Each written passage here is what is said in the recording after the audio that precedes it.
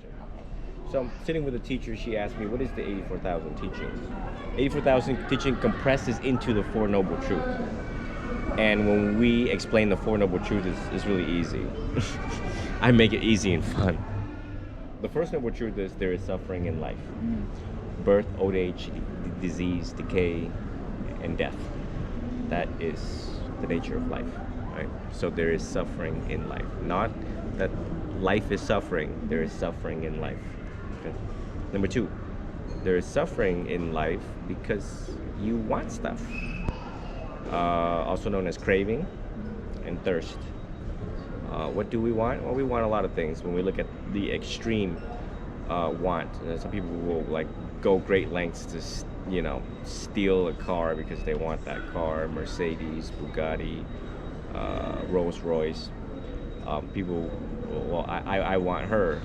Well, she's married, so I don't care. I want her, so I'm gonna kill that guy and take what I want. Yeah. Getting something that you wanting something and not getting it is suffering. Getting something that you don't want is also suffering, like a flat tire. Okay? So the second noble truth has to do with desire. Desire causes suffering. The third noble truth: if you don't want life to suck, stop wanting things. That's Simple. It's simple. Yeah. Right.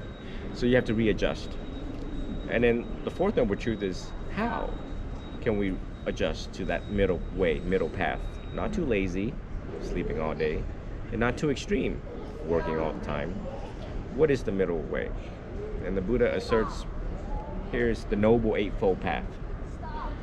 And it starts with right view, right intention, right thoughts, right livelihood, right mindfulness, right effort.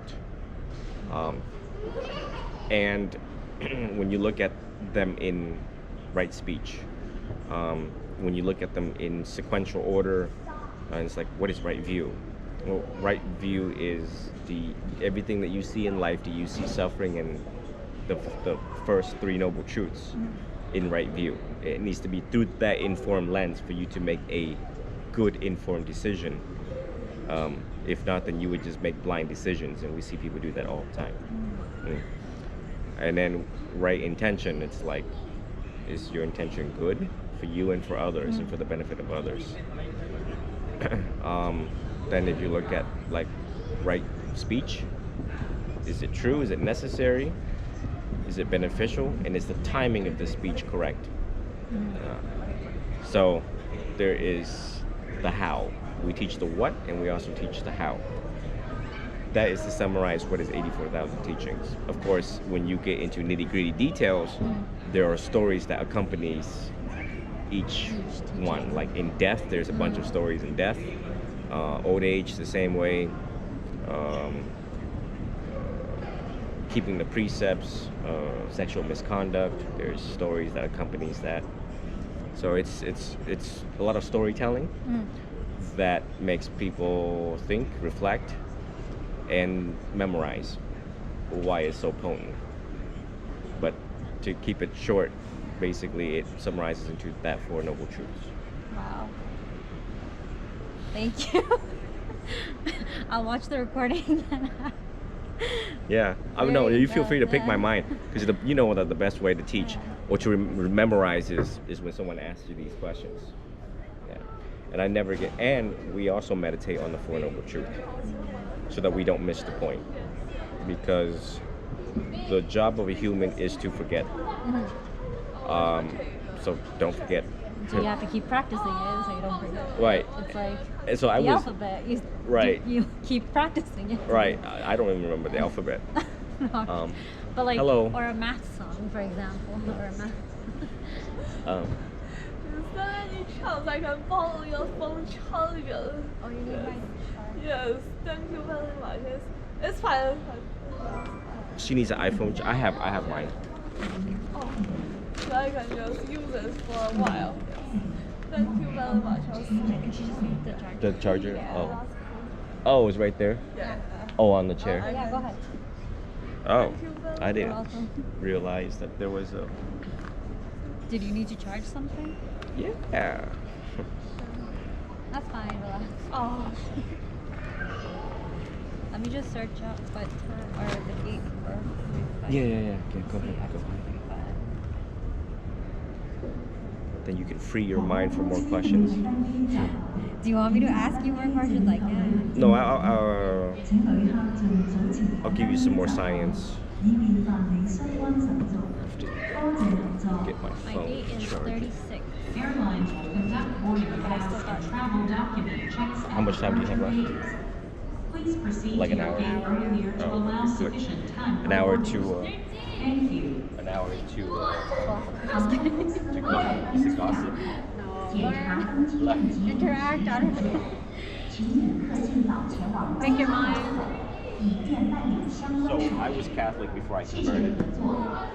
And then what made you convert? I just didn't feel close to God, and most of it is prayers. You know, you keep on asking, it usually doesn't get answered. And the Buddha emphasizes human effort. It's like if you threw a stick in the pond, the Buddha would go, if you're gonna ask me to get it for you, no, you go down there, you get it yourself. So he emphasizes human effort. But the Catholic world, right? If you look at how priests conduct masses every Sunday, they always repeat themselves over and over again. Never tired of forgiving, never tired of asking for forgiveness. Because we human, we have this habit of forgetting. Because each day we have 70,000 separate each thoughts that is being manufactured in the mind. So that's why we also meditate on the Four Noble Truths, for that matter. Next question.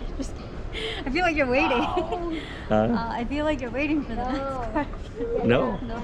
it's just waiting for it to marinate in your mind. Yeah. Because it's deep. It's profound, it's deep. And it's medicine, actually. It's like everybody take these supplements out here that they buy. Supplements for bones and vitamin C and collagen and Yeah. healthy skin. But they don't have mental hygiene. Right.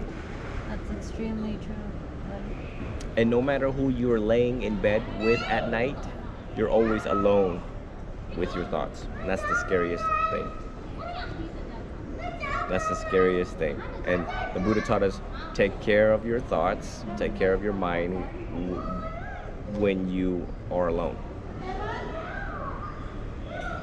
And I think my dad said like the same thing, that the mind is the person's worst enemy or something like that. I forgot. Yeah. Yeah.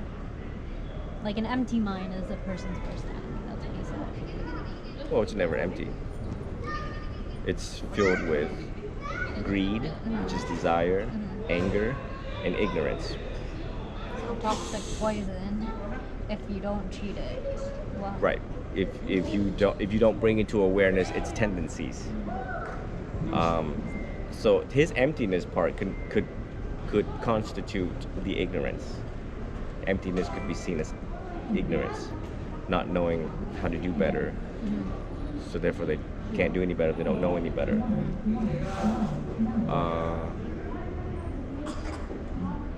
And the other thing to note is that we're using in Buddhism we use the mind to treat the mind. So it's like we're using the one thing that causes it a lot of problems to now fix itself. That's Okay, wow. You use your mind to fix your own mind. right, which is the hardest thing to do. And the Buddha said, you can win 1,000 battles 1,000 times, but the noblest victor of all is one who wins the battle within himself. Like you said, the lawyer. Yeah.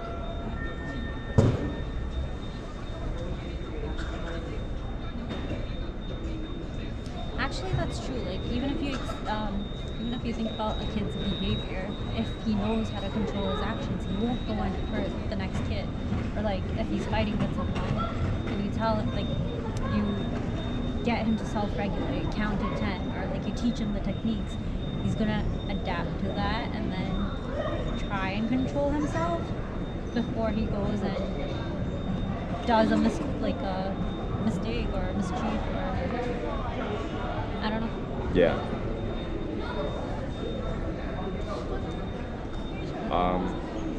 Like you tell a child, stop kicking the chair, that you're hurting someone. He realizes the impact, and then when he understands that, he will stop.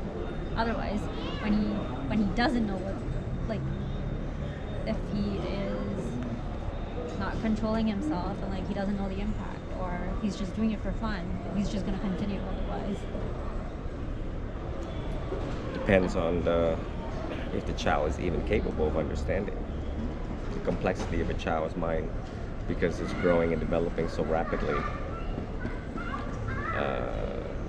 Yeah, there is just so much chaos.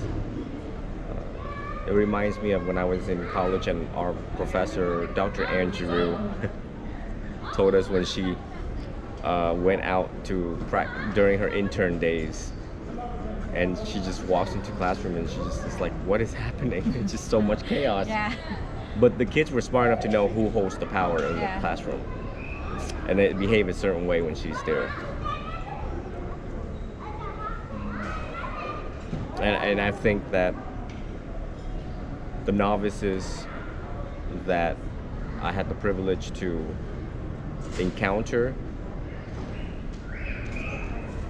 were previously trained in sitting mindfully attentive, and they're very afraid of the senior teacher monks, just because they're just our culture and our tradition, our heritage. So they don't do all the silly stuff that normal kids would do, because they're also grounded by so many rules. But I feel for the teachers that have to deal with